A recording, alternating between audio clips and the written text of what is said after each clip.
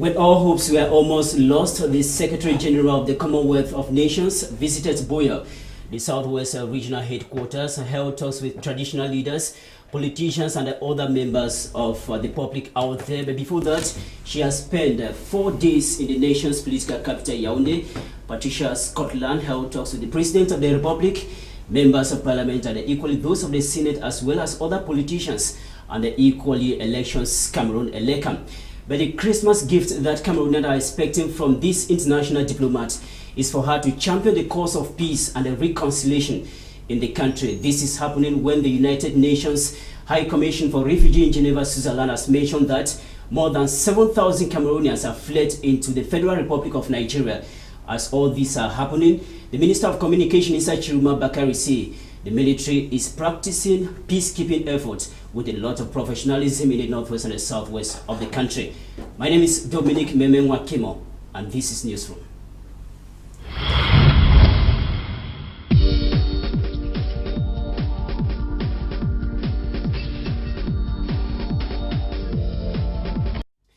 We begin with the major headlines of this week, done to us by my colleague Morinti.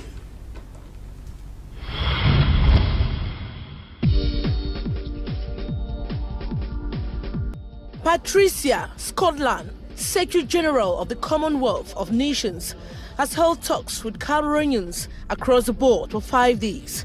From the President of the Republic, Presidents of the Senate and National Assembly, politicians, officials of Elections Cameroon, and civil society activists, the main point of discussion has been how to resolve socio-political tension in Cameroon. The leader of the Gentlemen's Club wants dialogue, peace, and unity. Patricia Scotland has come and gone. What next? That is a big question Newsroom is examining this day. The government of Cameroon celebrates military activities in the northwest and southwest regions. As a Minister of Communication prides of the number of suspected secessionists arrested and brutalized, the population of the two regions has just their eyes to shed tears while lamenting over torture, arbitrary arrest and looting perpetrated by the military.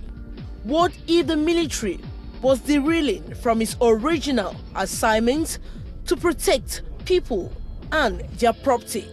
Newsroom probes into the misunderstanding between the military and the population in the northwest and southwest regions of Cameroon.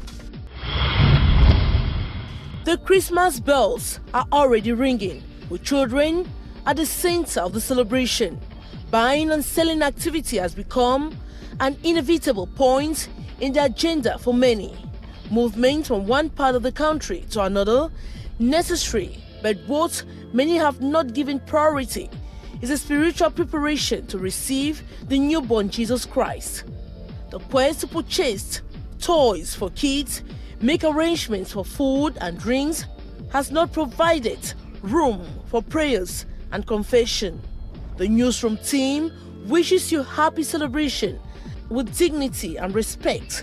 This is Newsroom, your well-prepared food for the brain. Bon appetit.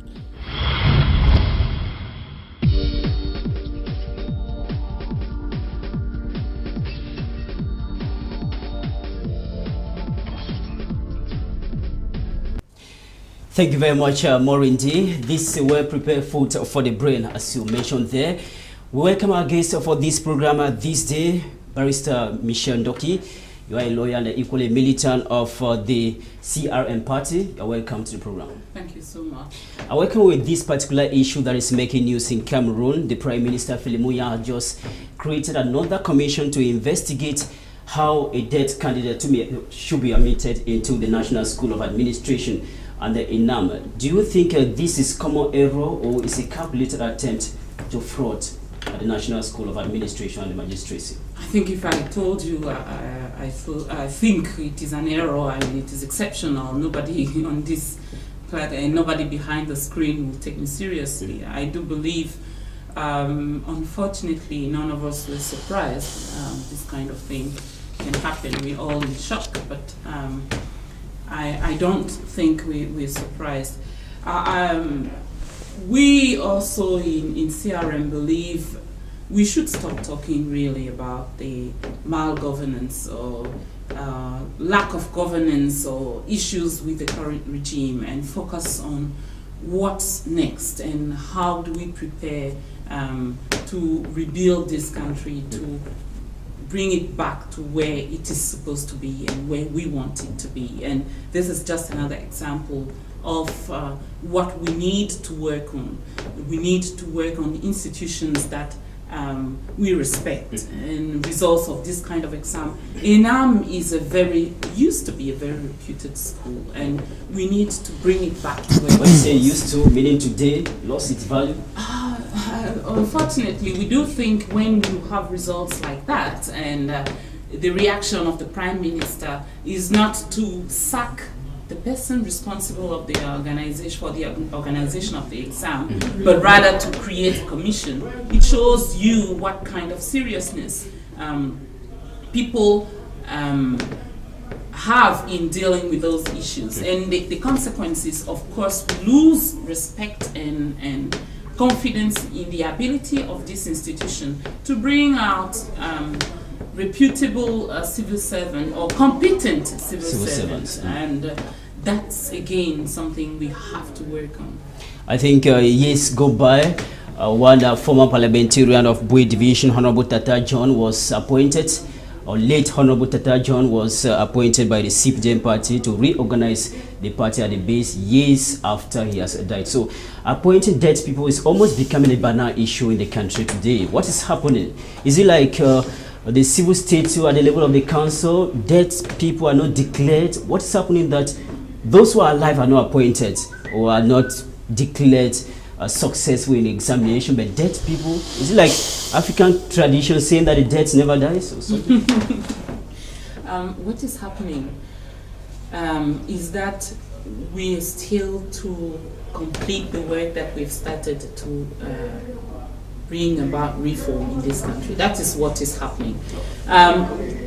We really know. I don't think really it will be new news to people who are watching us to know that it is not once you've passed the exam that they compare all the notes and take the best. We know that what is happening is actually it's a negotiation between various people with various positions within the government or within the administration, and it's a negotiation and it's a balance of people coming from this region and people coming from this region. And most of the time, of course, in that exercise, you give the award, because the result of the exam becomes like an award to people.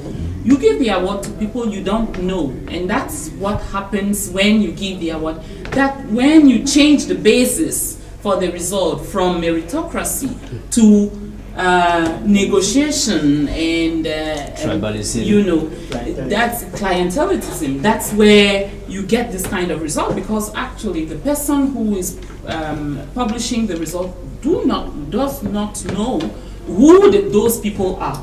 He was just, or she was just given names to put on a list, and yes, of course, you will find yourself in this kind of situation. Just to remind those who are watching us that the student or the candidate actually died days before the orals took place, yes, which means that he did not equally participate in the orals, but he succeeded. Thanks so much for coming. Let's welcome Ngo Frixin. You're welcome from the southwest region of the country. Yes, thank you very much. You are the president of Southwest Youth Association, and you are equally the southwest representative of the National Youth Council. Yes, am I right? Thank you. Now, preparations are already gearing up ahead of the holding of elections of the National Youth Council in the country. That will be in the month of January 2018. What can we say have been some of the landmark achievements of the outgoing executive? Well, thank you very much. The Cameroon National Youth Council, that has been in existence now for 12 years, has had a number of executives in their various mandates. I think with the current, I can tell the world that they have achieved a lot already. With the presidency of Jean-Marc Afesimba IV, a lot has been realized, ranging from volunteerism, patriotism, democracy, peace, health, climate change. The youths have not been left out, because even in this late period, the head of state, President Paul Biya himself, had to step in to present what we call the Youth Triennial Plan on the 10th of February 2016. That was on the occasion to celebrate the 51st edition of the Cameroon National Youth Day. So I can say equally that a lot has been achieved already. Earlier enough, the Cameroon National Youth Council was a little bit dormant. It was not known worldwide. It was not known in some regions or subdivisions in the country. But I think today, if you go even to Konye, Ikiliwindi, elsewhere, you ask about the Cameroon National Youth Council, they'll tell you they know about it. Now, what do you have to say with critics who always say the National Youth Council is some sort of the youth wing of the ruling CPDM party? That's a very big mistake. If you ask me, I will tell you that it is not worth listening, because the Cameroon National Youth Council has a status. It was created, and by its name, Cameroon National Youth Council. It has no political affiliation. It has no, can I say, creed or respect for creed or race or sex. The only thing I know about the Cameroon National Youth Council, and that has respect, is age, because it has a defined age limit. You are not of the CPDM, you are of the SDF, you are of the MRC. You are a member of the Cameroon National Youth Council as much as you are a Cameroonian youth. So it is open to every youth of this country, irrespective of your political status. Thank you so much, and welcome to the program. Thank you very much. Let's welcome Nuseve Kilian, an economist and a management consultant. Welcome to the program, sir.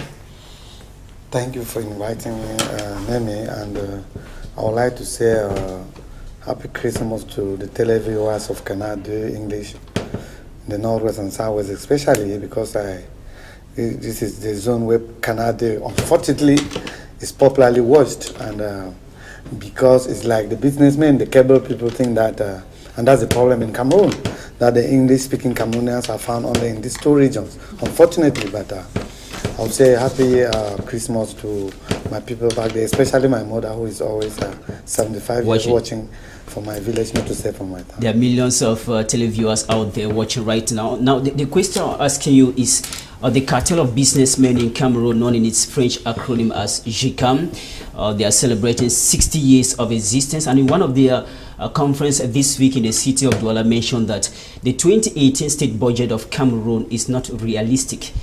The president of GICAM, Celestine Tawamba, equally said that the 2018 state budget is a burden to taxpayers in this country.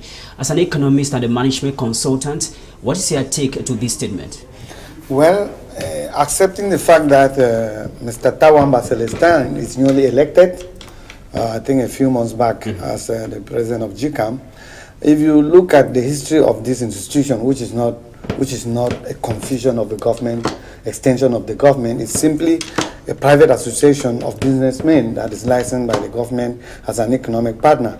But when you look at the history, starting from Mr. Siakam through the late Foso and Celestin Tawamba, they have always taken a critical analysis of the economic situation of Cameroon, because, of course, they are not a state. It's simply a counseling body. And last time we were talking on this institution, and I said that they have the profile and the business card of the real people, economists and entrepreneurship and capitalists. But you know, for a long time they have always cried that their expertise has never been taken into consideration when they are making the blueprint, economic blueprint of this country. Remember, a budget is a levy on economic activities, and it's different from the gross national product. You know, if I go by statistic of 2012, where the gross national product of Cameroon is 15,000 billion, and when you look at the budget, which is 4,000 billion, it's some sort of around 25 to 30% of the gross GDP of Cameroon. But now, coming to the burden of it, which they're right.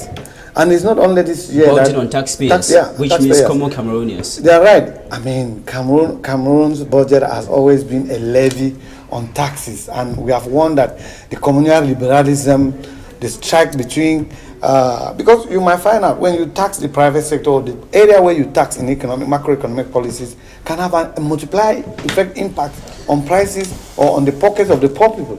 But when you look at the way taxes are done in Cameroon, and that's where Cameroon is a heavily taxed country. The state has abandoned those areas, those that can produce resources by the state. The council has, tourism, you can imagine the reservoir that Cameroon has, the beaches that we have. Where is our tourism? We have a lot of our culture, our music. Those are things that can create value income to the state. But they've gone to taxpayer money, which is easily, because they can easily harass people and get money from it. So that's where the problem, and it plays on the pockets of the poor people in Cameroon. Now, the criticism that is coming from GCAM on the state budget is not the first. Several other Cameroonians have criticized the state budget.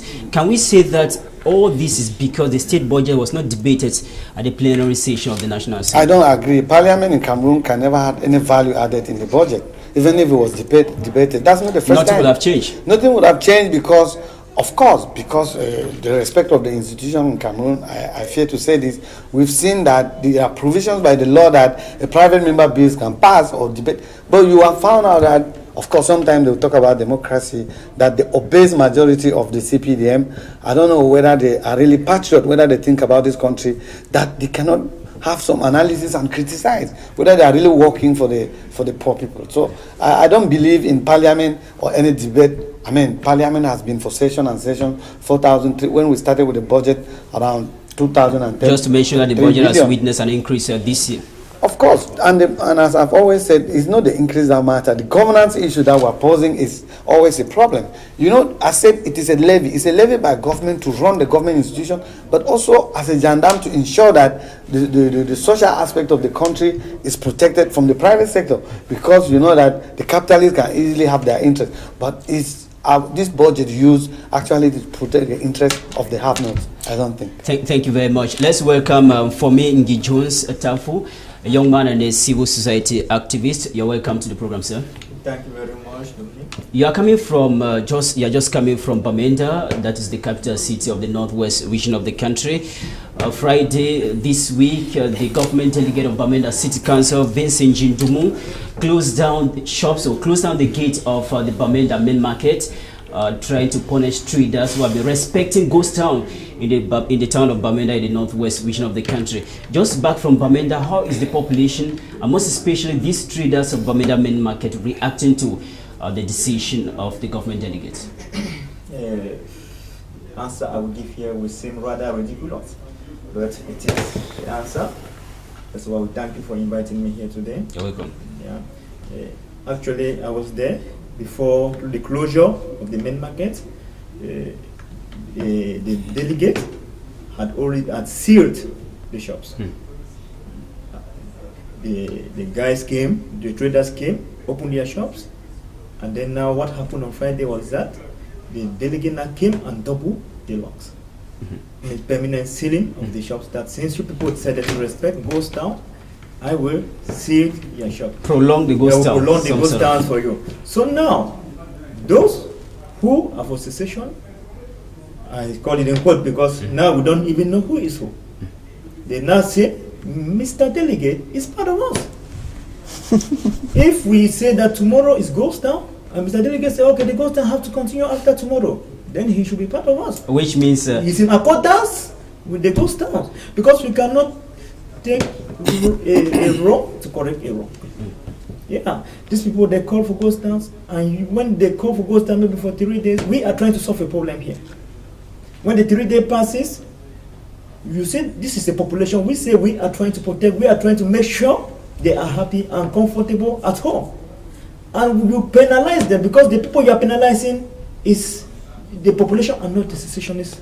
So how is the population preparing for end of year festivity with the Bamenda market have been shut down by the government delegates? I'm here to come there, because now you have shut down the market just few days to the Christmas. What is penalizing the Cameroonian population of that region. And because now those who are traders, they don't sell. Those who came to buy things to sell within these few days, because within these few days people make huge sum of money. They have taken loans from banks. They have taken loans from banks to invest because they know people do sell this period. Now we close their shops with the goods inside. What becomes of the goods after this? I think in trying to solve a problem, we should not radicalize the population, because what he is doing is radicalizing them. Because I bet you somebody who was maybe for a peaceful Cameroon, when you push the person to the wall, maybe he invested money that he borrowed from a bank, and when the bank is on his neck about to call to maybe take the collateral property he gave to the bank. What will he do? He will become so aggressive. We hope that the situation is going to come back to normal in Bamenda, chief town of the northwest region of the country. Let's get what the newspapers have been talking about this week and put together to us by Indira Ayuk.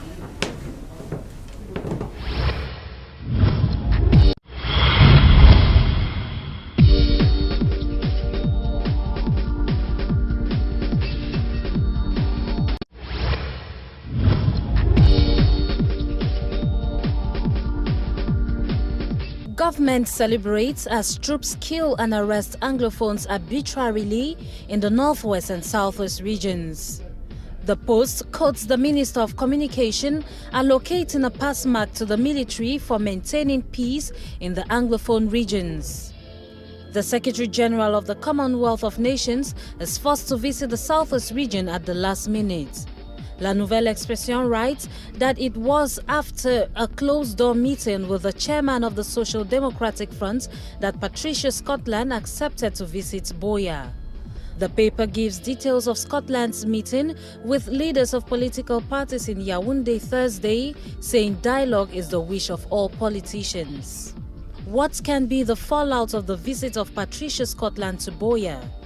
As we wait, Info Matin thinks secessionists in Cameroon have received a slap from the Commonwealth of Nations. The paper concludes that the SG of Commonwealth calling for dialogue and unity indirectly means that division does not have a place in Cameroon.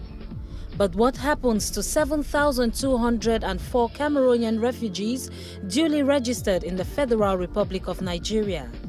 La Nouvelle Expression says UN High Commission for Refugees has warned of deplorable living conditions of the refugees from the northwest and southwest regions of Cameroon.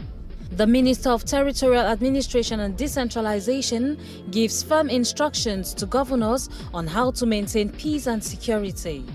La Nouvelle Expression writes that this week's governors' meeting in Yaoundé focused on security. To Governance newspaper, security is failing in the northwest and southwest regions, with education practically on a standstill while UNESCO and UNICEF remain silent. But the government of Cameroon is not silent over the poor quality of water consumed by Cameroonians. La Nouvelle Expression presents Jean-Pierre Bijuka as the new Assistant Director General of the Cameroon Water Utility Corporation CamWater.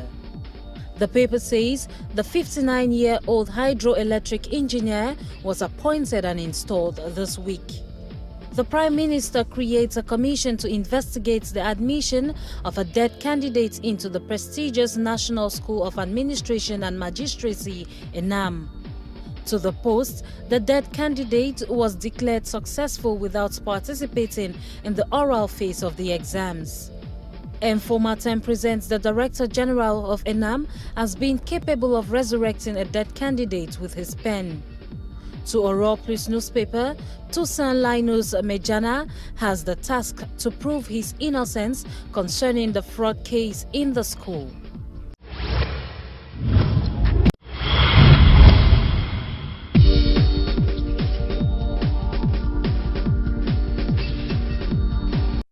Thank you very much, Indira Ayuk, for putting together the main information handled by the press this week. We start our main topic for this day. We are talking about the Secretary General of the Commonwealth that spent 5 days in Cameroon, visiting various places. She spent 4 days in Yaoundé, and Friday this week she was in the southwest, especially in the town of Boya. Patricia Scotland held talks with the President of the Republic, politicians and the other members of government, elections, Cameroon, civil society activists, traditional leaders. Her last stopover was in the town of Boya on Friday, where she held talks with youth associations, traditional leaders, lawyers, and other people that can contribute to the dialogue process to come out of the Anglophone crisis that have been in the country for over a year today. One of those who participated in the talks yesterday in the town of Boya is Ngwe Frigson. Thank you once again for coming. You are part of that discussion yesterday with the Secretary General of the Commonwealth. What exactly do the youths tell this lady? Well, thank you very much. Unfortunately, the Secretary General of Commonwealth, Right Honorable Patricia, didn't grant any audience to the youth associations. Audience were granted to administrative authorities, the chiefs, but the youths had no place. So youths like myself, would only squeeze myself into, can I call it, offices of the big guns, because that's how it has always been. It's unfortunate because the problems we are having in Cameroon today, I can call it a youth problem, because right now it is being engineered, championed by the young people. But when it comes to round table talks or decision-making tables, the young people are never there. They sit and take their decisions, and then they implement the said decisions, and they expect the youth to work on the execution or implementation of the said decision. That is how it has always been, and that's why we'll continue to keep having problems also. Anyway, about the Commonwealth Secretary General's visit to Boya, it is applauding because it is because of Boya and Bamenda, or the Northwest and the Southwest, that caused Cameroon, or the Republic of Cameroon, to be a member of Commonwealth. So, if she had come to Cameroon and gone back without going to either Boya or Bamenda, I would have even loved her to visit the two, but because of her time and her schedule, going to Boya gives a surface of that. I can say that it's a success, and I feel that there is a lot of fruits from the said visit. Now, youths were not invited specially, or she didn't grant audience to youths particularly, but you managed to find your way in, as just mentioned them. She met with traditional leaders in the southwest region of the country. What exactly did they tell her is the cause of the problem we're having today in Cameroon? Well, the cause of the problems of, can I call it, the Anglophone country, or Anglophone Cameroon, is as far back as when Patricia Scotland was born.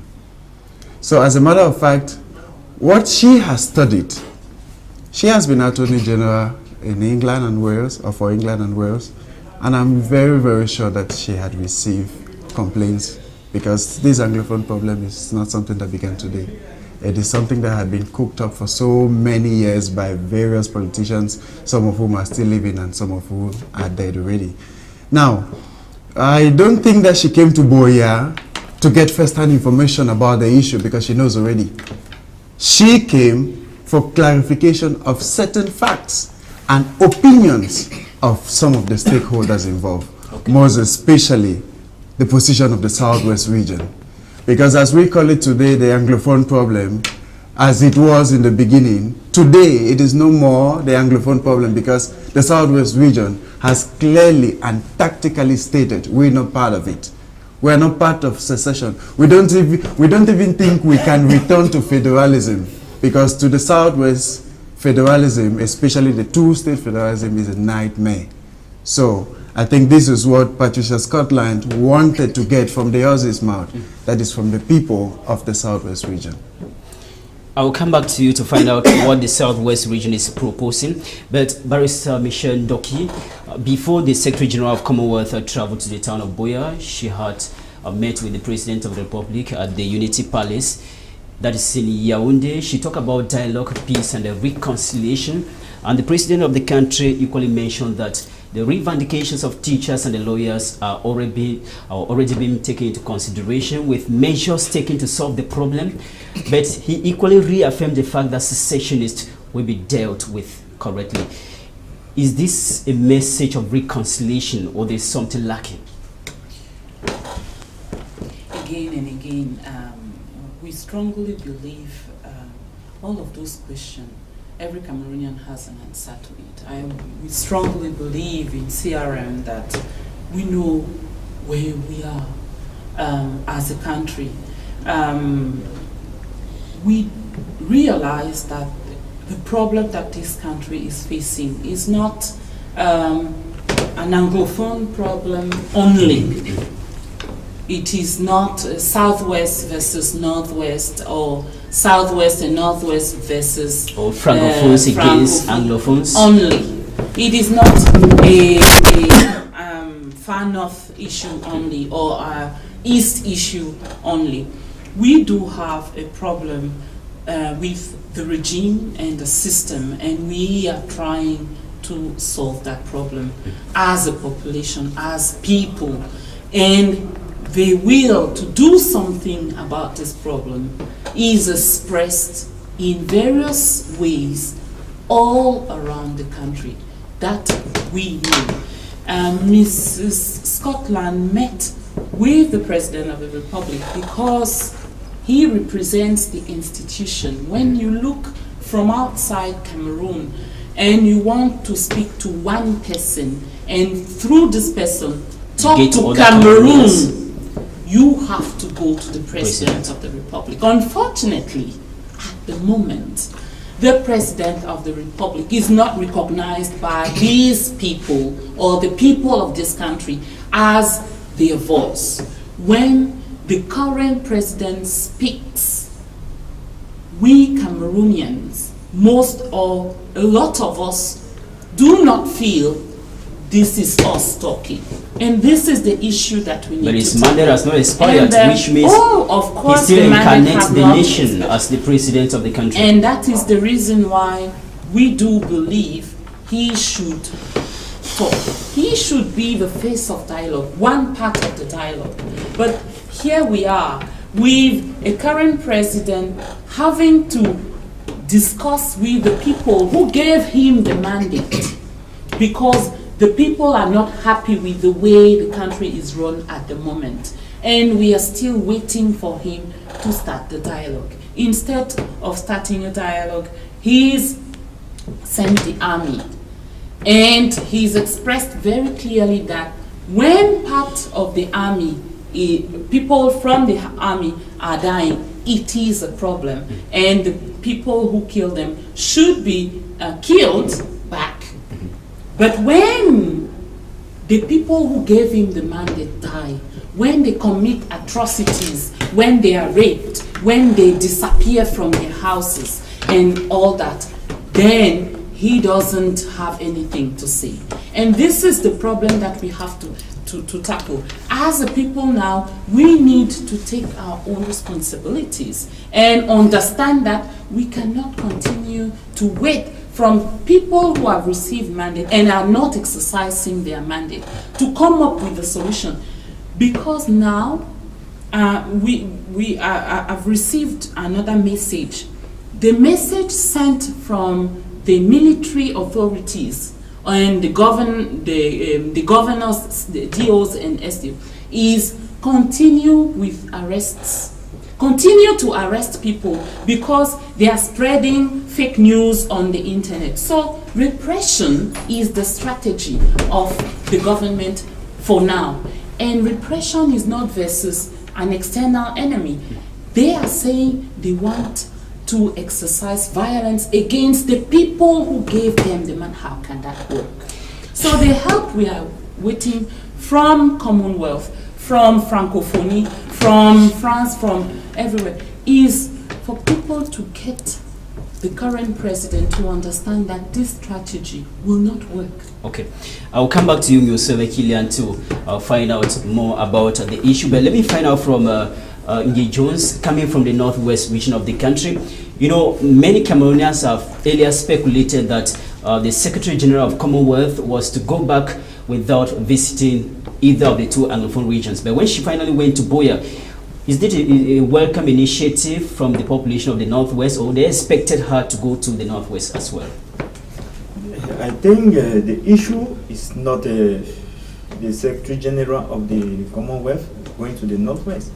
Already going to the Southwest was enough. Okay. Because what is the issue here? We have the problem. It's what we call the Anglophone problem. It's not even an English-speaking problem. It's a national problem. You understand? So what we expect from the Secretary General and the international community is to make Mr. Biya, as she earlier said, to understand that you can't continue to suppress the people who voted you in office. At least if you have a child and he is crying that, Dad, I have a stone in my shoe, what you should do is call the child, remove the shoe and see the stone and take it down for the child to be comfortable. Instead of you beating the child, that don't say that you have a stone in your shoe. There's no stone in your shoe. That is what is happening. Now, first of all, we had teachers and lawyers who went on a peaceful march to the street. What was done? They were called terrorists, categorized, given names, and they were beaten and muted. It led to the civil society who took it in their hand. That is no more a teacher, lawyer problem. It's now a general problem. Let me come there. Yeah. Because I went to Bamenda lately. I went right down to Banso. The day I arrived Banso at about 10 p.m. The squares. If people know Banso, they know how the squares used to be. I bet you there was no fly there. All I saw was military men in masks. I have not committed any crime. I'm not a thief, but I bet you I panicked because I felt I was in Iraq. Yes, yeah. The way the place is tensed. So this is now the way out of this trouble. Because for the past 1 year, we'll come back to talk about the activities of the military in the northwest and the southwest. Nusebe Kilian, while in Yaoundé, the Secretary General of Commonwealth received politicians and the head of political parties in Yaoundé. One of the persons that she received was Daikole Daisala. He is a politician. And after the meeting, Daikole Daisala told the press that he has informed the Secretary General of Commonwealth that President Paul Biya has been taken hostage by close collaborators. How are the close aides of President Paul Biya fanning the tension in the northwest and the southwest? Well, that is a question that we have been debating throughout the whole year about. And people are talking about legitimacy of the president voted by the people. I was going to come to you. By the time, we should be coherent in communication. By the time you say the head of state is voted and Barrister says, of course, we need that he should be the spokesperson for this country. He should be the father. He should be the person who ends the story. But now, by the time another panel of people come and say, okay, no, it's his advisor that I'm misinforming him. So what mechanism, the secret service, the intelligence service that the president has, if it's not corrupted, how can the president not have first-hand information from those people in the field who are in the presidency than politicians or civil servants? So it is a problem. And legitimacy, as we say, will continue to be legal, will be institutional, but it's also sociological. If you don't connect to the people as a head of state, by the time you speak and you don't move the people behind you, there is a problem. And I will do a general commentary. I never wanted to be, because that's a discussion. I look at the visit. I am an advocate of sovereignty of Cameroon, and I don't understand why we have gone to the stage where foreigners, even in the early days, is the Undersecretary for Africa of the United Nations Human Rights who came and gave orders before people were released or before internet was reinstated. I have always said that when African countries resort to this kind of an approach of conflict resolution by inviting foreigners, you might end up with funny results like what we had in Cote d'Ivoire. So I don't believe in this kind of. We have resources and people in place and the right people, but we've drawn along the 1 year, more than 1 year now. Some resources have lost credibility. But I think people will equally argue that for over 1 year today, the warring fractions have not been able to come to the table of negotiations. That's what I'm saying. Which means that a third party is indispensable. Fine, that's what I'm saying now, that when you bring the third parties, be ready that those third parties can come with their own interest. And the interest of Cameroon will not be there. Fine, because now when you invite the United Nations, you know what happened in the conflict in Cote d'Ivoire?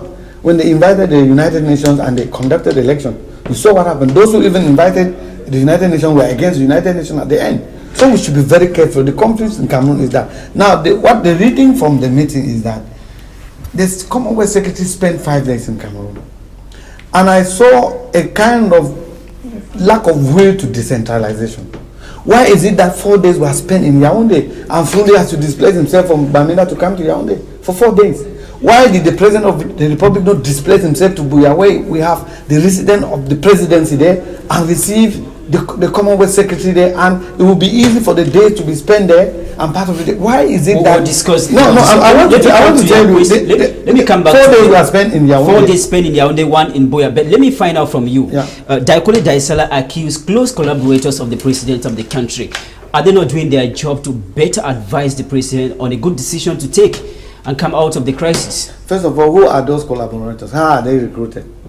You understand that it is like an arm. So I don't want to come back to the very stories. The casting is always done, and that's why before the exams.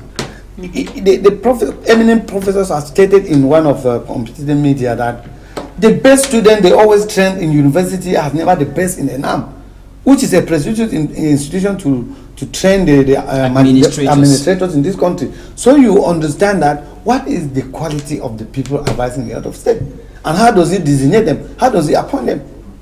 Those Cameroon have only those kind of people you find. Have you seen the way they talk on television? Like people who love this country? So frankly speaking, I always like not to communicate on this, but I would have said, he went to Buea, and I hear from the youth president that Buea does not want a federation and so on. But from a competitive media news yesterday, I heard, and I will still be looking at what was the outcome of that meeting, that the chiefs on Buea said they want a 2-state federation.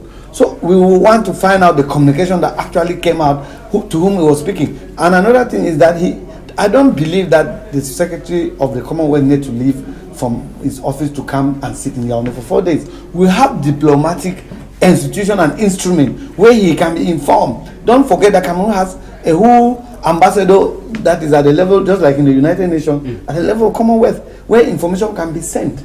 There are diplomatic services where they are well informed. And if he came to Cameroon, I would have thought that the main actors that she wanted to listen were the people concerned in the field, the Northwest and Southwest. Not to spend 4 days in Cameroon. Ngo Frickson, you were in Buea. The fact that the Secretary General of the Commonwealth, like Yusuf Kila just mentioned in there, spent 4 days in Yaoundé and just 1 day in Buea to discuss the Anglophone crisis. Some people expect the president of the country to have accompanied the lady to Buea to better discuss this issue. What is stopping the president from visiting any of these 2 regions to calm the tension? Okay, I want to differ a little with Mr. Killian.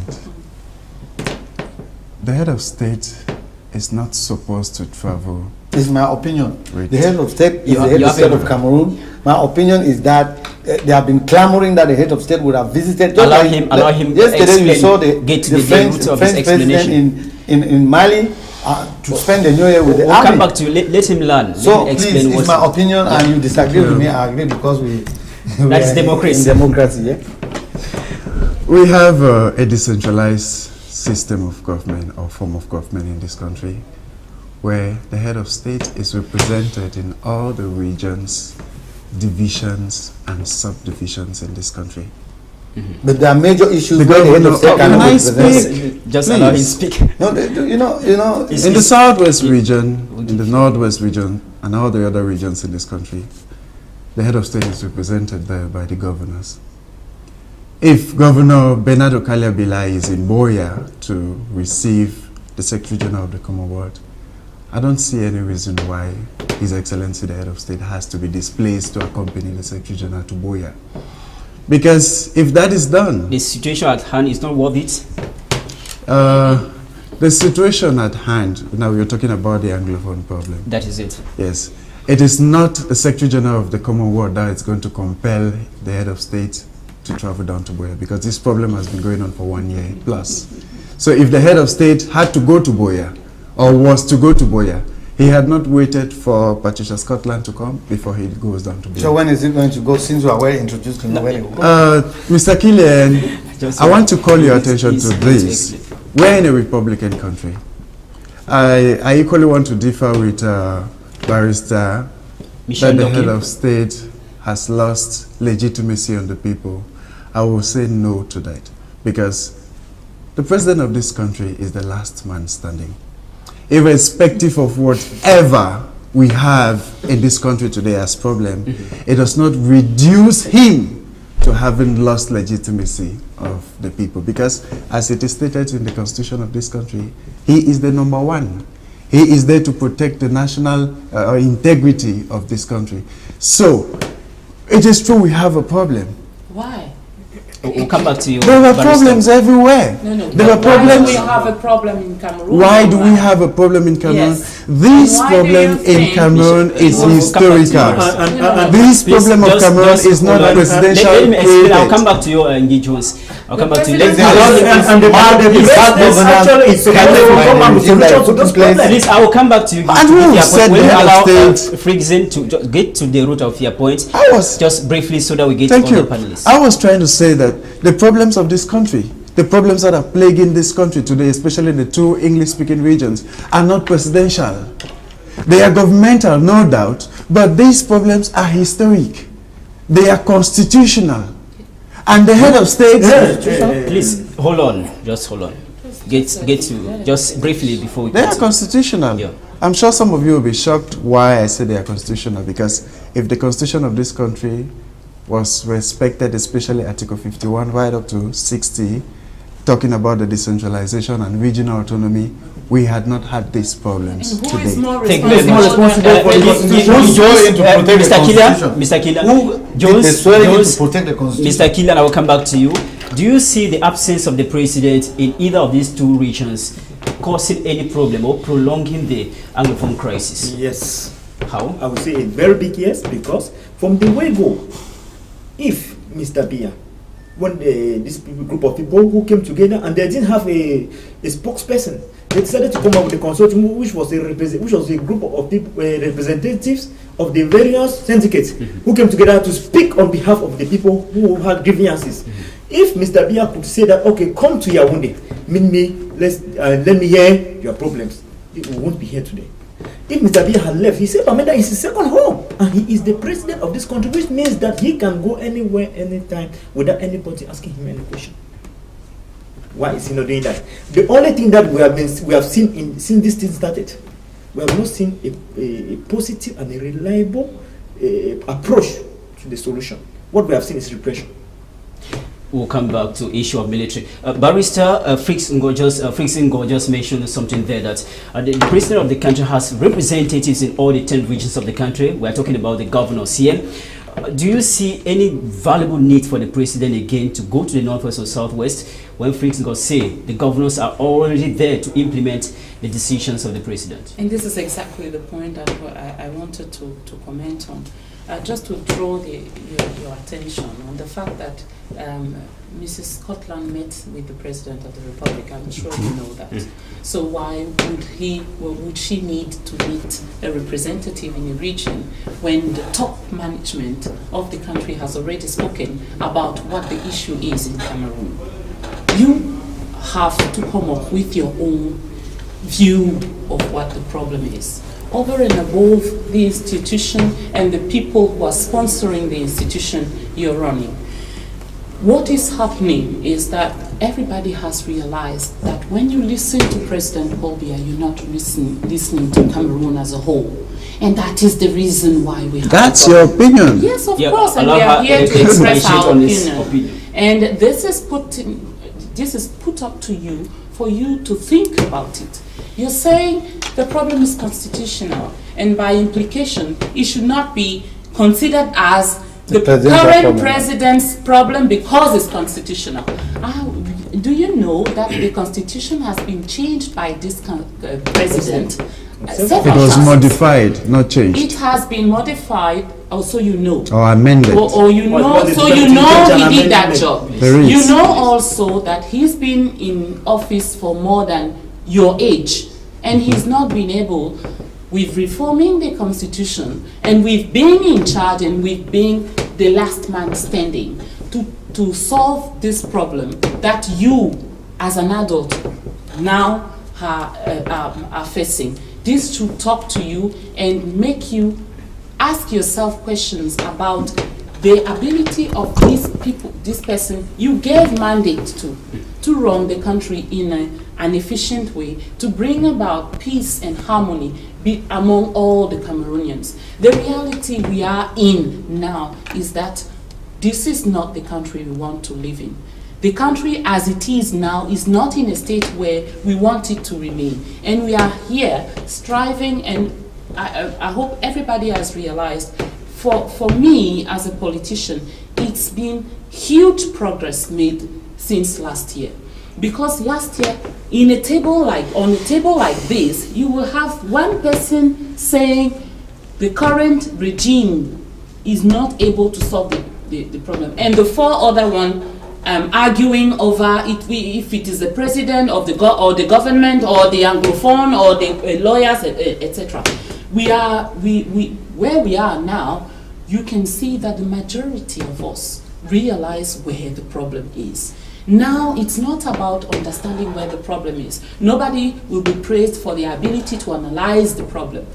We will be praised the moment we start tackling that problem for us and for our kids. We have markets closed down by the government because we will not relent in saying we are not happy with the work they are doing. We need to change this country to a country where we are happy to live in harmony and in peace. This means expressing ourselves. We are happy that people from outside now are showing to us Cameroonians that if we speak, and we speak louder, we will be heard.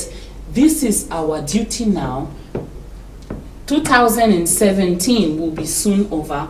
In 2008, we have a great opportunity to speak out and to put this country in right order. And we strongly, strongly believe it will be the case. Now, Michel Kilian, I see you disagree totally with the fact that the president is not willing to visit either the Northwest or the Southwest. But when the Secretary General of Commonwealth, Patricia Scotland, was in Yaoundé, she held talk with some leaders of opposition political parties, and most especially and equally the ruling party. The Deputy Secretary General of the CPDM party, Gregoire Ona, met the Secretary General, and he told her that government has engaged in dialogue since last year, and they are already yielding fruit.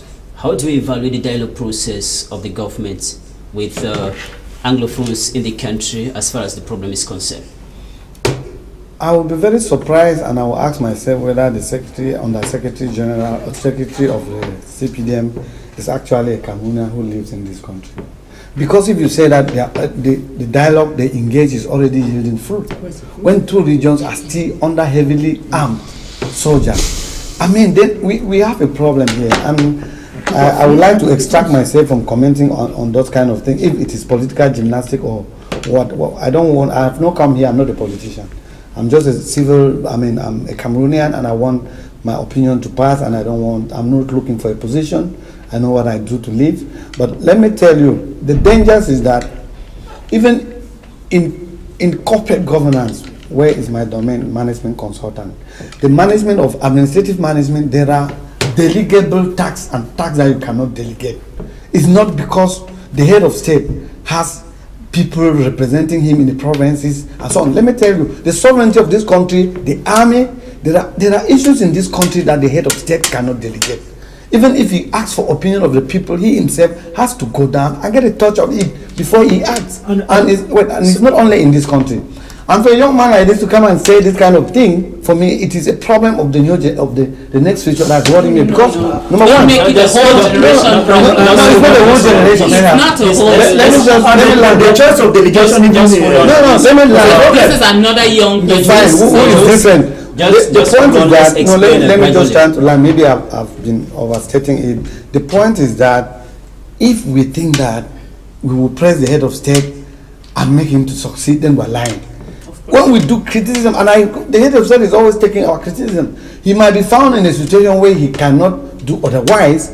But that's why parties like this are saying we want to reborn Cameroon. The foundation of the institution is to change the political system so that when we have people appointed, they should be even appointed by the head of state. They should be responsible to the people, because the state council can remove you immediately. They find out that you did this. This is the kind of country we want to live in. So I want to tell you that my opinion was not that the head of state at every time has to move to every part of Cameroon. I'm simply saying that there are situations and activities which are not delegable. Even though he has delegations like representative at the regional level, there are things, for example, to declare the war. Why did the governor of the Southwest not declare the war? They had to wait for him to come and declare the war. That he took now his responsibility as head of the state, and we saw it. Why not take it and solve the problem the other way? And the funny thing is that, of course, those his people representing him, he sent them the first time. The situation has not changed until we have come to the situation where they deploy army. So you should understand that those people that you want to clamor here as his representative, it cannot work. Let him change the people, and to change the people for me is not to bring the Secretary General of Commonwealth or United Nations to come and decide in this country. It's to look for Cameroonians who are the right people to solve this problem. Problem should be handled internally. By Cameroon. I'm an advocate of sovereignty of Cameroon, and this kind of thing can be a very dangerous thing, whereby we will again end up leasing our wealth to people for something they came and negotiated. That let me find out from Goy Frickson. You earlier mentioned that chiefs in the southwest region of the country, yesterday they told the Secretary General of Commonwealth that they are not in for federalism, they are in for a united Cameroon. What do they propose concretely to come out from this deadlock if they are not in for federalism? From the beginning, the mainstream of the southwest region are not, and they have said they will never return to federalism for their own reasons. Okay. They see federalism as a vomit they will never return to. Let me just bring to you a small story. I was granted audience by the Cameroon Minister Delegate in charge of Commonwealth, Chief Dr. John Gute, and I asked him personally, of my own personal will, Your Excellency, why? What is difficult for Cameroon to return to federalism? And then he asked me, have you asked your father, have you asked other members of the southwest region whether or not they want to go back to federalism? I said, not yet, sir. He said, that's an assignment I'm giving you. Communicate with at least 50 to 100 southwesterners and ask them their opinion about returning to federalism that they had lived before for close to 2 or 3 decades. Get their information. If 10 of them said or says yes, come back to me and I will advise the head of state and we'll work towards that. It's unfortunate that when I went back to the field and communicated with these elites of the southwest region, let me be honest. So they asked you to go to Southern Cameroonians and you to the southwest region. I did. I had to go back to them. Of course, not just elites, not just elites, the local population, the southwest region. I am talking of the southwest region, locals of the southwest region. I asked them. I asked local chiefs. I asked fellow young people. Now, the unfortunate situation about let's say, why the young people are not too active or they are not so much involved in this issue is because a majority of them don't even know the history of this country. They don't even know the history of the southern Cameroons. They don't even know the history of the political evolution of these problems. Let me come back they were not born at the time these problems all started, and they are not being told the truth. That's why they are easily manipulated. That of lies? No, they are told the lies. Let me find out. They are told. Do you understand? I am the one who asks questions. Yes, I do, because I've spent time to study it. Wait, I ask questions here. Please. You know why they abandoned Yes, I do. I will tell you if you want. Now, you talk to a number of these people, they denied federalism. What are they proposing? The constitution of this country, the 1996 constitution of this country, Article 55, talks about regional autonomy and decentralization. That is what the mainstream of the Southwest wants. The decentralization process, let me find out from you. For several years now, we have been implementing decentralization. How far is it working? If decentralization was effective, we wouldn't be where we are today. We won't have this problem. That's a simple question. Answer to that question. Because if we have this problem we have today, because we have Cameroonians from the English part. Remember, decentralization is a process. No. What's the difference between decentralization and federalism? Decentralization is a process. Is the process, is it moving gradually, or is not it is just not, moving? it is stagnant. It is not moving, and there's no hope of it moving.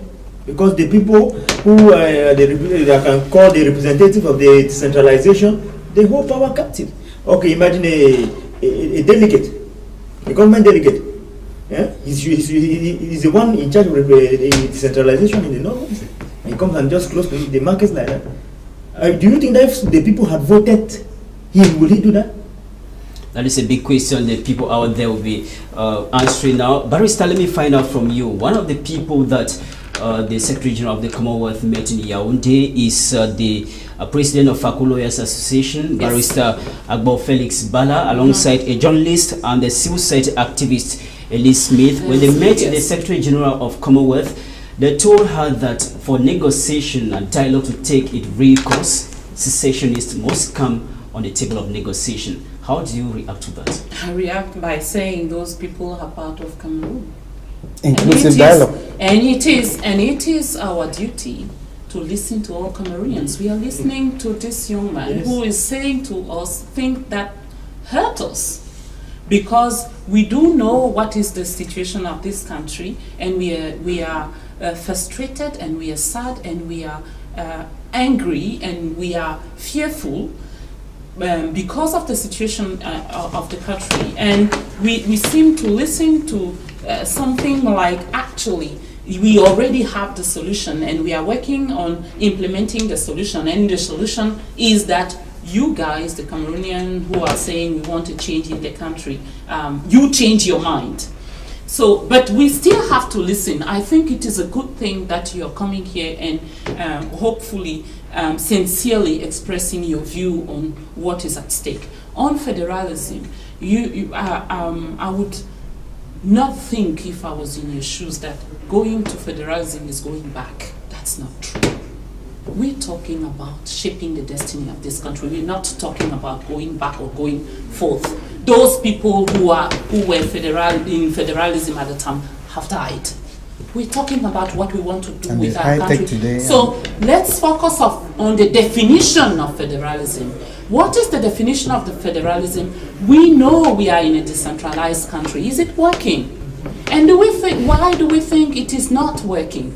It is not working because you are just asking to the people who have the power to voluntarily give the power to someone else. They will appoint and send from Yaoundé to Manfé, to Bamenda, to Marwa, to Ebolova. It can't work. The real reason why, look around, the real reason why a country is working is accountability. It's not because you have Superman or Superwoman as leaders. It's because they strongly believe if they don't do their job correctly, there will be consequences. And that is the advantage of federalism. Let's stop putting it as if there's a contradiction between unity of this country and federalism. There's no contradiction. Federalism is a system of running a country. It doesn't make me stop being a sour girl. And knowing that as someone who comes from Douala, I have brothers and sisters in the Bakweri region, okay? We are talking about what we want to do with the country. We want to build a country, let me just line. Briefly. We want to build a country where everywhere leaders will be accountable to their community. Right. And if federalism can help us achieve that goal, which decentralization did not lead to, then let's try and think about it. Thank you very much. Let's take the last question on this topic. Fix and Go from the Southwest, you took part in the talks. What role do you think the visit of the Secretary General of Commonwealth to Cameroon will play in resolving the Anglophone crisis? It has a lot to do to resolving this issue. First of all, as an international organization and as a third party. As we talk always, we clamor always for inclusive dialogue. When we talk about inclusive dialogue, it means that everybody is involved. Every Cameroonian in and out of the country, the secessionists themselves, and then, why not the third party, the United Nations, the Commonwealth, and the Francophonie. Now, I feel that the role of the Commonwealth as Cameroon is a member of the Commonwealth, the role of the Commonwealth to play, can I call it an arbitrary role to see into it that Cameroon is going towards one of the rules, or can I call it values of the Commonwealth, one of them which is democracy, peace and security. They have this arbitrary role to see or to follow up or to supervise that this country move towards emergence. Now that the country moves towards emergence, but when you talk about the Commonwealth that is playing a role to bring about peace, we understand that the Secretary General of the United Nations Organization, Antonio Guterres, has been in the country. The Secretary General of La Francophonie has equally been in the country, discussing with the President of the country. These two personalities, we have not seen any fallout from their visit. Do you think that of the Secretary General of Commonwealth is going to do the magic? Thank you. The head of state of this country has his calendar, no one knows. The head of state of this country has his program for this country. He has this country at heart. He knows what to do, when to do it, how to do it, and even with whom to do it. I don't think it is someone else from somewhere to tell the head of state what to do. Because it has happened in other countries where the head of state or probably some members of government are being tricked, and before you know it, the country is plunged into civil wars, and then you can imagine what happens after. I want to tell this panel that President Paul Biya of this country is the father of this nation, and he has this nation at heart. He knows what is happening. If somebody says he does not know, like you say, the collaborators don't give him information they give him are false. No, it's not true. President Paul Biya knows the problems of this country. He knows the solution. He has the calendar to the solution. And I feel that at the appropriate times, they will do it. Please. Briefly, we are running out of time. Briefly, and you say, Kilian, Frickson just mentioned there that President Paul Biya has the calendar to do things in the country. Can we say the dates, the time to resolve the Anglophone crisis is not yet there? Well, that will be, I will be under my test, because I would have wanted that we should not have people who are arbitrarily arrested. And it is not only Cameroon. Once you deploy the army to a locality because of this kind of a crisis, the army will resort to collect everybody first and investigate. We'll have time to. And penal procedures in Cameroon are very slow and long, and people will tend, psychologically, people are going to suffer.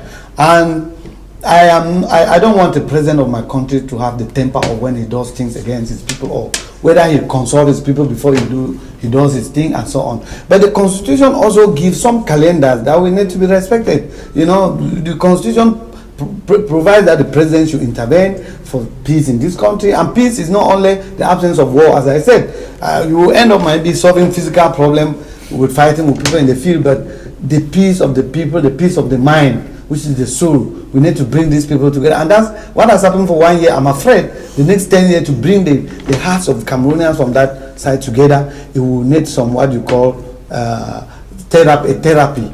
A medical therapy. We pray that we don't get there. We take a little transition. We shall be back to take the second topic for the day.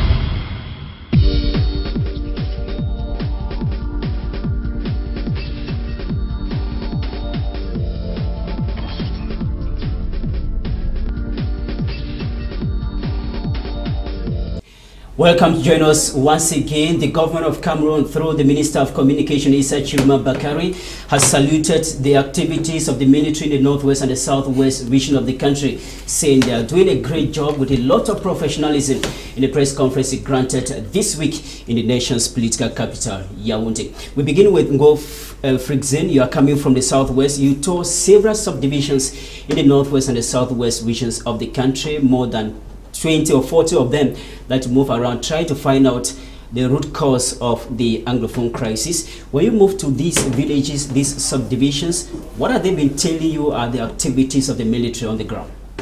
Well, thank you. I toured some subdivisions in the two Anglophone regions, not to get the root cause of the Anglophone problem, but to present a situation analysis of what is happening on ground, actually. The military has been dispatched to security risk zones, which, by my opinion, it's a laudable idea. We have been living in insecurity for close to a year. I want to tell somebody that the state of affairs in these two regions is precarious. You can imagine that even for nothing, you are being threatened. They burn down schools. They burn down the flag, the national symbol. I feel that it is not a good idea. It's not even something, it's an abomination in the ears of every Cameroonian individual. And I feel that the position of the military is to push back all these, to secure, to protect the interests of the Cameroonian people, their lives, their properties, and the territorial integrity of the country. Do you think the military carry out some torture, looting, and extorting money from the population of the Northwest and Southwest? I will tell you no. I will tell you a big no. The military, in no official report, has extorted money from the local population. As much as torture is concerned, I can tell. Okay. This is better. Okay. Thank you. Ngi Jones, the Post newspaper this week mentioned that in a village called Barrow Village in Guti subdivision, the military stationed in the forest to secure the population actually seized bags of bushmeat from the villagers and they demanded them to pay the sum of 100,000 francs each. How is this related to the fight against secessionists in the Southwest? The military is stationed there for security purposes to secure the population, and the population of this area are fleeing out. I think that should answer your question. Barrister? We have reports from the two regions whereby some villages where we used to have 400 inhabitants are now villages with 10 inhabitants. And I believe in a region where you have a strong presence of army to protect people and their belongings, it's quite a strange attitude from people to leave their home and belongings and to go and live in the bush. We have reports from these two regions saying that military people get into houses and they rape the young girls and they take away the young men and then they send them military gendarmes and then they ask for 100,000 CFA francs in return for freedom. Is that report official or it is a Facebook report? I don't know what you mean by official, just young man. Explain your For point. me, a report is a report when you have a witness, someone who experienced it in their own life. I call that false information, not can report. You just hold on, let her explain. And we are not surprised you're calling it false information. That's exactly what the President of the Republic, who is so well informed, is doing also. The reality is, even you cannot deny there's a crisis in this country. So we have respect and we feel for the people. You were mentioning some of the activists. I am privileged to know Felix Mpongo Albobala is one of them. He's personally giving regular reports, and he's been telling to the General Secretary or the representative of Commonwealth about what is happening in his country at the moment. And we do feel for the people who are experiencing such hard time. The only thing we can say is hatred and anger and violence cannot be the right answer to the situation. Even though we understand from a human point of view why one would be tempted to retaliate. What we need to keep our eyes on is what is the kind of country we want to leave to our kids and what is the kind of country we want to live in. Again, as I said earlier, 2018 is for the people who believe in Constitution a very big year. Let's focus on how to get ready for this year and get ready to bring about the change we all want in this country. Okay, Museve Kilian, the Minister of Communication, Issa Chiruma Bakari, says, and I quote, the action of the military in the northwest and the southwest are yielding fruit. What does it mean? Are they fruit of brutality or they are fruit of peace? That question can only be returned to him, but me... When you look at the situation on the ground... The kind of fruit I would have wanted... Let me explain. When you look at the situation on the ground, we have a little over 7,000 Cameroonians duly registered by the United Nations High Commission for Refugees in the Federal Republic of Nigeria in Cross River State. We have villages that have been deserted. When he talk about yielding fruit... That's what I wanted to tell you. It depends on his objective. If it's that they have arrested all the secessionists, then fine. But for me, the kind of fruit I would have expected is complete return to school of people back there. I would have expected that the lawyers, people are being judged and justice is being done, because these are what we call the Republican values and institution. But by the time, if you have to be congratulating yourself that the army is succeeding, it means that actually there was a war, and that the enemy, who is the secessionist, is being captured. But the war was declared by the president on the 30th of November. Fine. So I hope that if the objective was to get the secessionists and they are being captured, it's true that we have other sources of information. People will talk about official, because I don't know if a bishop in a place gives an information. What is the difference between a fact and what is official? Because what is official, maybe in this country, is what comes out from the government spokesperson and so on. But this is still part of Cameroon. In the United States, even where you have those things, it's not like that. When something happens, a deputy like we who spoke in the United States, the government, first of all, the central government will first call him, and he will not lie, because these are all part of the government. So in this country, you people are painted aspects of Cameroonians as people who cannot give the truth, and this is where the problem is. So for me, the truth is that if they are really capturing the people who tortured, who are burning places, who are killing the soldiers, I will congratulate that. But the point is that if they are getting to violation of human rights, that will be a problem. So a fact, and then the fact that internet, which is a high-tech, which is a freedom of expression, communication tool, is being suppressed. I've been an advocate for the fact that that would have been an instrument that helps the government to actually differentiate between who is doing what. And this, my junior brother will not refute the fact that when videos were passing in Buea, they went and took girls from their rooms, the military people that were posted there, and rolled them in mud and beat them, and we saw. But now that this instrument is not there, it's true, there will only be the person who has the means to give us the official sources, which is not correct. We need to reinstate this instrument of communication, of course, which is making our country to be like a country which is violating freedom of expression and communication. Now, Ngwe Frickson, this week a document published by the United Nations High Commission in Geneva, that is in Switzerland, mentioned that 7,204 Cameroonians are duly registered in Cross River State by the UN High Commission for Refugees. What is carrying away these Cameroonians? The activities of secessionists or those of the military? 2 to 3 years ago, there were close to 25,000 Cameroonians living in Nigeria up north because of the Boko Haram insurgencies. In the East region, from Betwa, we equally recorded Cameroonian refugees in the Central African Republic.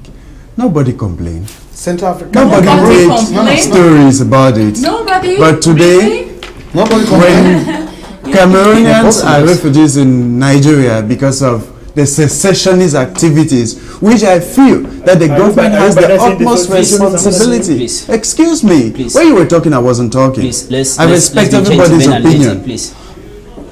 Why is it that when the government, through its military, struggles to curb down the secessionist activities of secessionists, can I call them rebels in this country, it becomes a complaint? You can't make omelette without breaking eggs. That's impossible.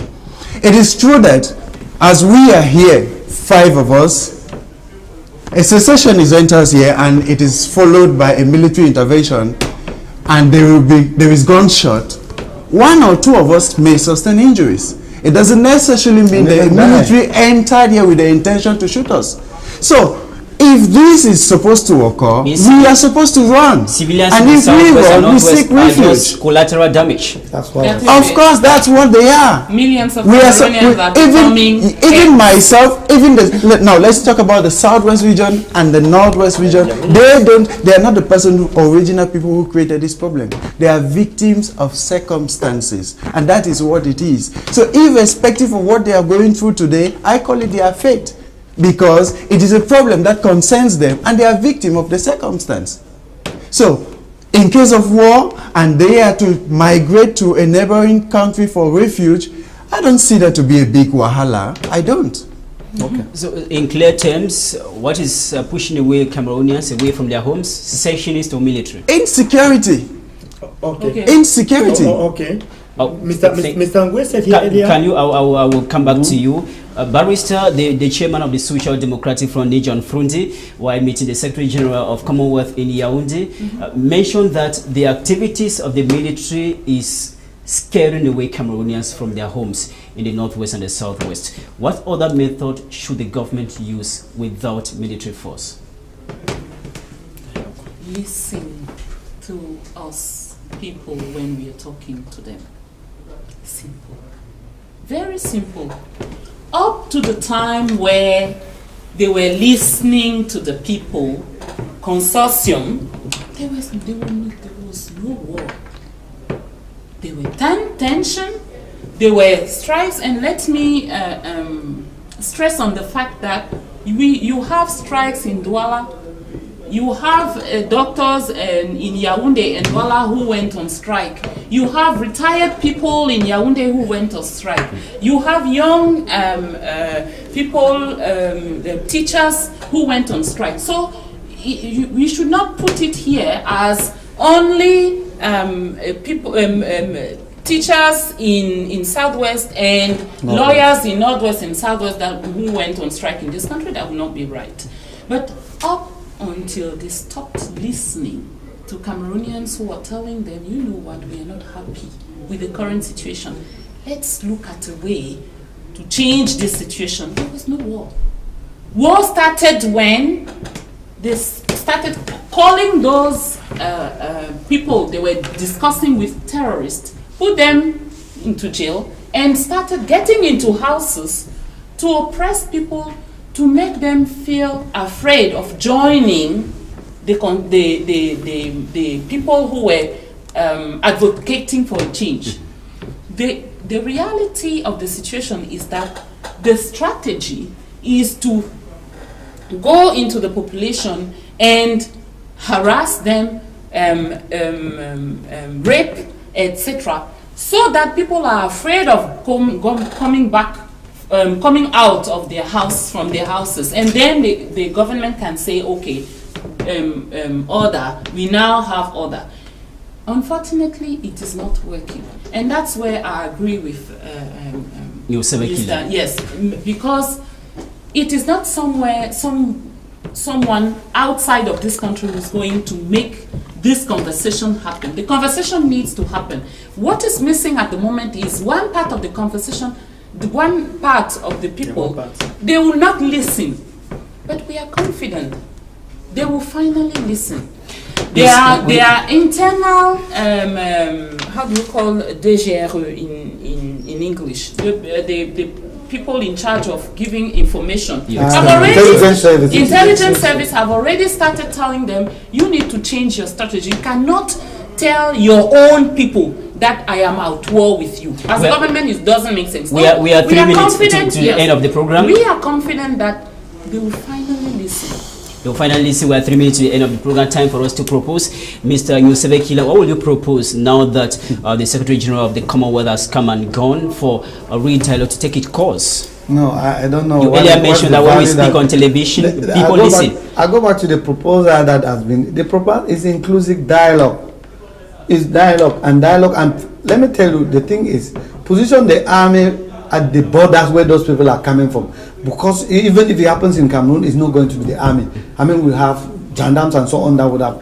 I was amazed that even in Canada, people came and removed the flag of Cameroon where we have military attaché posted. My younger brother does not know that this country, I don't know whether the people who have taken functions in this country love this country. It's not in Cameroon, you accuse not whether they came and changed the flag. How could in a foreign country 6 people came without a gun and remove the symbol of the state in the foreign country? You don't know the implications of that. This cannot be accepted, and they would have terrorized all Cameroonians even in that, because we are in the country. So we are simply saying that the solution is to withdraw the army position. The war is no fight like that. This kind of a war, you say secession. Who is a secessionist? Do you know him? Is he armed? How is he armed? Do you know their arms? So that is where you fight a conventional war. But a war like that, you need the intelligence services to dictate, even the internet, to know those who are passing violent communication, and then you can get to them and say, where do you get this from? You made your point. Close the internet, you go and arrest people, and then there are collateral damages, as we're saying. Collateral damages. What last word will you say as far as military population misunderstanding in the southwest and the northwest? Briefly, please. We don't have enough time again. Thank you. I think that the government should re-strategize. Okay. It is true that the military to an extent is repressing the population, but if they can be called back and new instructions be given, it is better. But away from the military population relationship, I think that the head of state should get up this time and took the bull by the horn and solve this problem by calling on all the stakeholders involved for an inclusive dialogue. Thank you very much. Iggy Jones, your last word on this issue, the way forward. My last word on this issue is that all what we are trying to do is nation building. We want a better Cameroon, and for that to happen, because for that to happen, it's what I would call a national pardon. That means we forgive everybody, whosoever have done what. We forgive everybody, come to the table and see how we are going to build a nation. And how would that be possible is only through dialogue. Okay. So we need to sit on the round table, not only those from the northwest and the southwest, no, the whole of Cameroon. Because when you look at the situation, it is not because those of the northwest and the southwest cried that other Cameroonians are comfortable. Okay. It is everywhere. It's just because everybody has he or her own way of managing his problems. Yes. So that is what I have. Thank you, Barrister Michel Ndoki. Your last word as far as don't forget you love this country. Yeah. I would say that to all the Cameroonians, and when I say all the Cameroonians, I mean even the military people, because we might have given the impression when we were talking that military are not part of the population. Yeah. They are. We know you are. And when they kill the military is not correct. Exactly. Don't forget. Just criticizing and not excluding. All of us. Don't forget you love this country, and don't lose focus on what is at stake. We know the situation, the current situation is not where we want to be. We can get where we want to be, but we need to voice out. Those who are remaining silent at the moment, looking around and saying we pray for the solution to come from somewhere, someday, should wake up. They are the solution. We are the solution. Let's voice our true will, which is to create the Cameroon where we live in peace and harmony. Thank you very much, Ngoe Frixin from Boya, youth leader. Thank you for coming.